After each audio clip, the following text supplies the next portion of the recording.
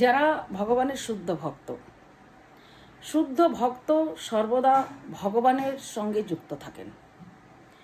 যেমন তিনি কখনো ভগবানের নাম কীর্তন করছেন, কখনো ভগবানের কথা শ্রবণ করছেন, আবার তিনি কখনো ভগবান শ্রীকৃষ্ণের সম্বন্ধীয় কোনো গ্রন্থ পাঠ করছেন, আবার কখনো ভগবানের উদ্দেশ্যে রন্ধন করছেন, আবার তিনি কখনো বাজারে গিয়ে ভগবান শ্রীকৃষ্ণের জন্য খরিদ্দারি করছেন, আবার কখনো ভগবানের মন্দির মার্জন করছেন, আবার কখনো তিনি ভগবানের বাসনপত্র পরিষ্কার করছেন, আবার কখনো তিনি ভগবানকে শৃঙ্গার করছেন, কখনো তিনি ভগবানকে আদর করছেন।